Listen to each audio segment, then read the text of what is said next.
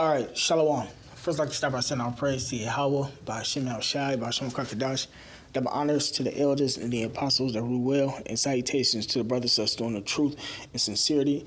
This is on Al Jazeera English. Iran confirms deploying warship to Red Sea as tensions rise, which them doing that creates more tensions. And, that's the prophecy of the Battle of Armageddon. When the U.S., because the U.S. is over there with its coalition force, and once the U.S. attacks Iran, then Russia gonna get involved, man. So I'm gonna go ahead and play this clip and add some precepts. Iran has sent a warship to the Red Sea as the important shipping route becomes increasingly militarized. On Sunday, the U.S. Navy destroyed 3 Houthi boats that attacked a merchant ship. Iranian-backed Houthis have vowed to attack vessels linked to Israel. Iran says its warship is there to secure shipping lanes. Let's cross over to Rasul Sardar. He joins us now from Djibouti. So how much of a game changer is this, Rasul? Well, Iranian warships regularly they operate in the area. So they say that they are sending their warships to secure the safety of the shipping vessels and oil tankers. So it's not the first time that Iran is sending a warship to the Red Sea. However, what matters here is the timing. So this is coming right one day after the USA has killed 10 Houthi members in the region. And right after that, we have seen that the Deputy Foreign Minister of Houthi government in Yemen saying that the blood of Yemenis is not wasted and the price for that is high. Another Houthi spokesperson said that the U.S. bears the full responsibility and the consequences. So on the top of that, the defense secretary of the UK in a newspaper article said that the UK is ready to take further direct actions against the Houthis. Now we see that this threat language is dominating the situation here. So far, the conflict, the escalation in the Red Sea remained as a local one, despite it caused a huge disruption in maritime business here. However, that has changed after the USA killed 10 members of Houthis. And so far also, we have seen that the USA remained in a defensive position, but now we've seen UK and the USA are also sending more and more warships here. And there are growing concerns that if Houthis retaliate, the USA could directly hit Houthi positions in Yemen, which could trigger a wider war in the region. Scenes like this are becoming increasingly frequent in the port of Djibouti. This U.S. missile-guided destroyer is refueling before embarking on its next mission in the Red Sea. It's here with the other U.S. naval vessels to counter Houthi attacks on commercial ships that have brought the maritime traffic here to a near standstill. We've seen the decrease in what we've been monitoring, anywhere between 30 to about 40% of what the normal ship traffic is. Houthi attacks in the region have forced some of the world's largest shipping companies to suspend operations in the Red Sea. They have rerouted ships around the southern tip of Africa. 8.8 million of barrels of oil are passing through the Red Sea every month. So imagine how they're going to go. They have to go all the way around Africa, and the price are increasing. And who's going to pay for that prices? The end people, the customer are going to pay the prices. The U.S. has formed a multinational task force to deter Houthis from attacking commercial ships and to keep sea lanes open. But many countries that agree... Still a lot of unknown questions for the coalition, what their rules of engagement are, how many vessels are going to be a part of this, and how the whole entire coalition is going to work. Houthis say they are not aiming to block the strait, but only attacking ships linked to Israel. The region is now increasingly militarized. And we are afraid that this conflict will take over some other countries. Dozens of cargo ships are stranded at the port of Djibouti for days. Many don't know when they will get security clearance to enter the Red Sea. This is the Bab el-Mandeb Strait, which separates the Arabian Peninsula from East Africa and connects the Gulf of Aden to the Red Sea. Yemen is just 29 kilometers from here. About 12% of global trade passes through this strait and almost a third of all international container traffic. Now, the U.S. is increasing its naval presence here, and on the other side of the strait, the Houthis say they will continue attacking vessels linked to Israel until the killing in Gaza stops. Resul Serdar, Al Jazeera. Right, so that's just escalating the situation between Israel and the Iranian-backed Houthis, right along with Hezbollah, which Hezbollah is sided with the Houthis, which is another friend of Iran, you know, which that can escalate into World War III, the Battle of Armageddon, because the Iranians are down there with that ship like that, man.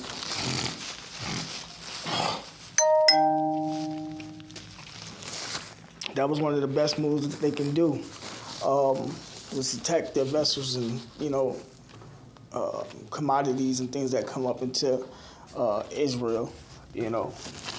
But that's war, man, you know. So, give me 1 second.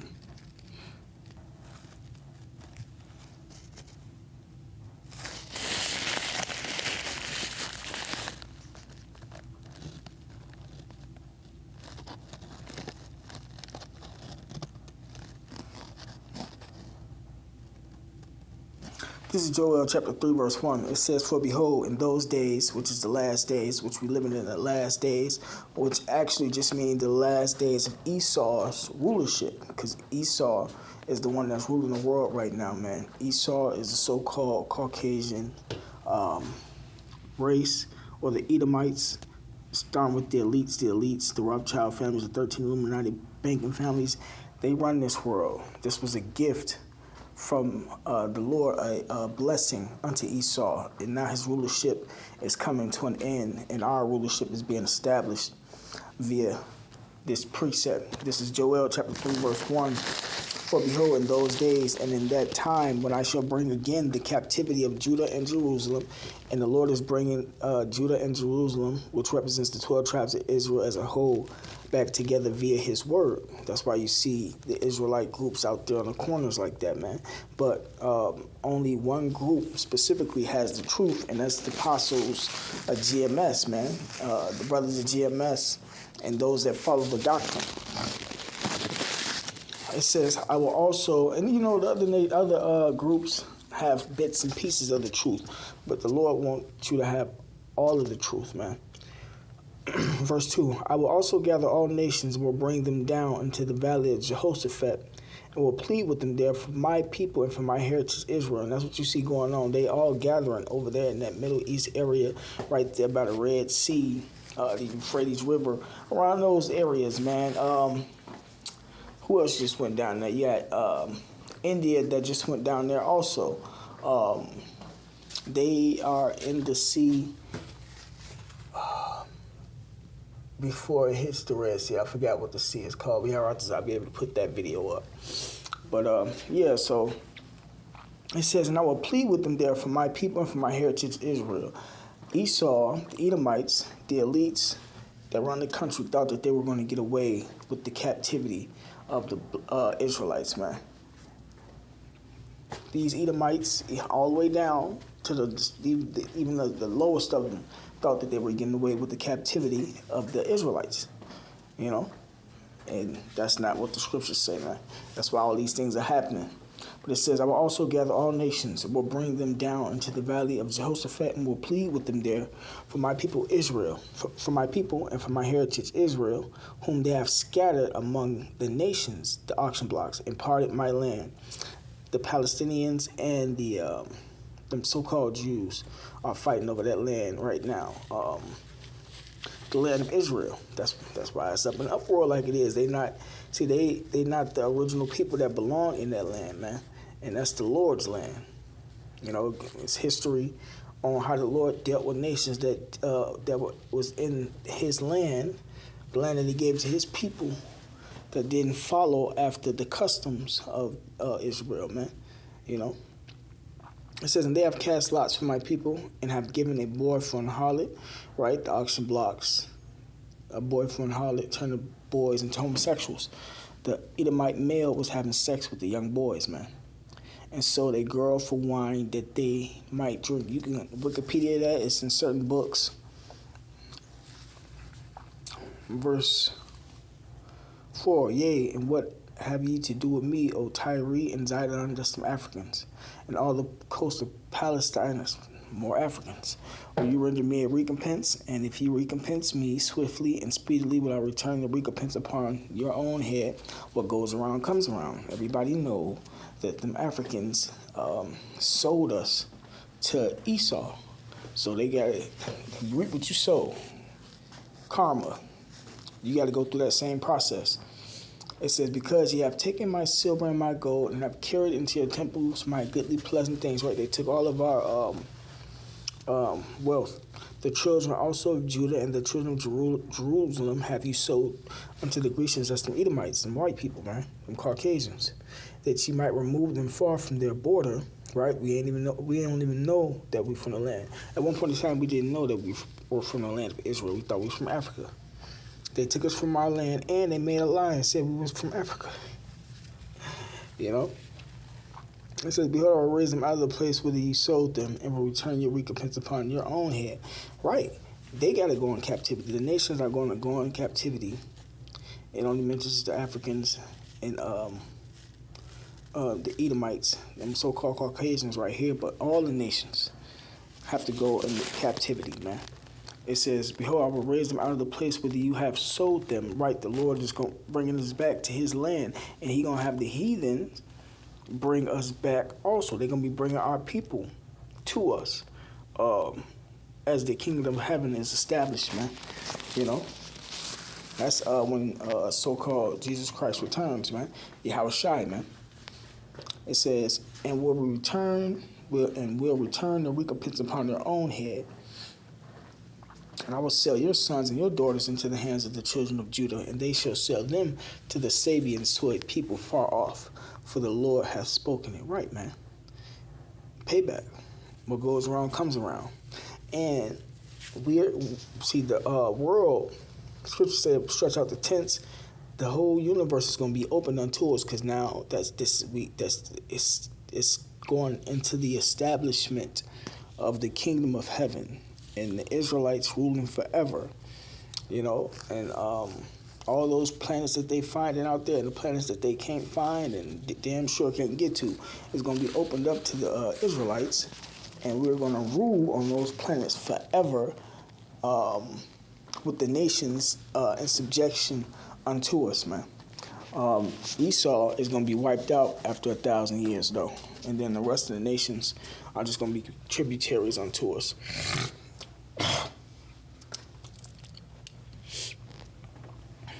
It says, and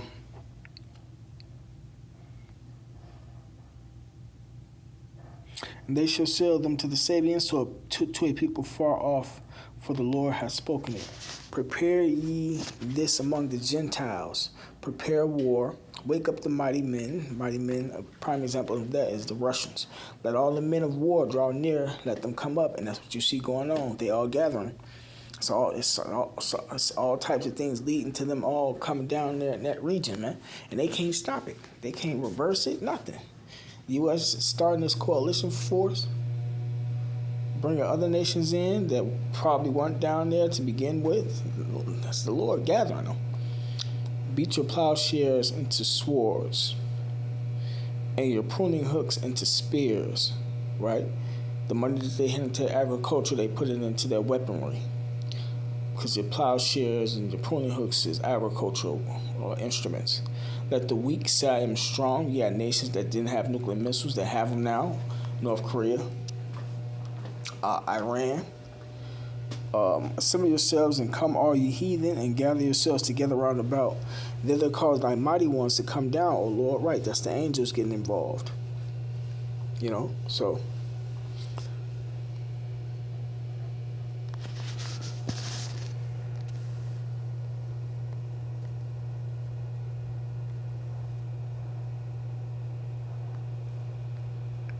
This is Ezekiel chapter 38, verse 1. And the word of the Lord Yahweh came unto me, saying, Son of man, set thy face against Gog, the land of Magog, the Russians, so-called Russians, the chief prince of Meshech and Tubal, and prophesy against him. And that's what I'm doing right now.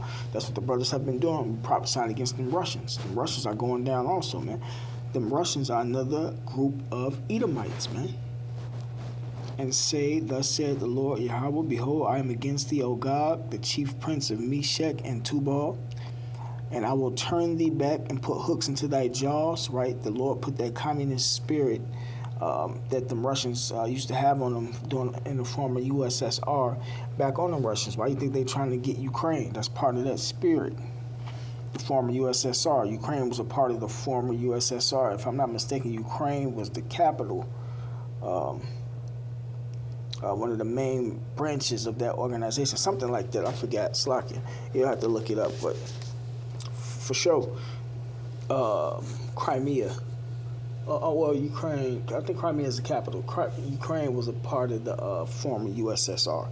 It says, "And I will turn thee back and put hooks into thy jaws, and I will bring thee forth in all thine army." And it was the USSR versus the US. Horses, the USSR with its allies versus the US and her allies. You know, horses and horsemen, all of them clothed with all sorts of armor. That's the military might. Even a great company with bucklers and shields, all of them handling swords, missiles and stuff, man. Persia, which is Iran. Iran over there just sent their warship to the Red Sea, and the U.S. has its coalition force over there with multiple nations. Over there also, Ethiopia and Libya with them, all of them with shield and helmets. This is the when the Battle of Armageddon when they lock in. Gomer and all his bands, and the house of Togomar of the north quarters and all his bands, and many people with them. Be thou prepared and prepare for thyself, thou and all thy company that are assembled unto thee, and be thou a guard unto them. The Russians are going to be a guard unto these nations. Once they start fucking with Iran, the U.S. get involved in that whole situation.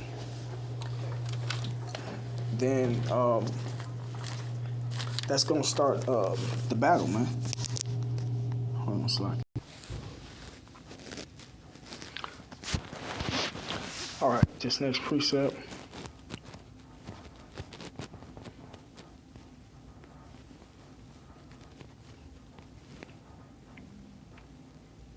Revelation chapter 16, verse 16, it says, "And he gathered them together into a place called in the Hebrew tongue Armageddon."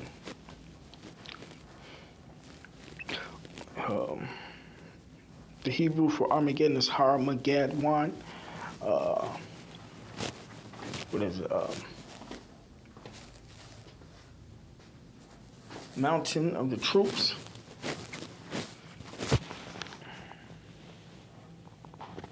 And I'm going to end it with this precept. This is Revelation chapter 11, verse 14. It says, "The second woe is past." Second woe meaning the Second World War has passed. "Behold, the third woe cometh quickly." The third world war cometh quickly. You know, and that's what you see happening, getting ready to take place over there in the Middle East, man. So with that being said, Shalom.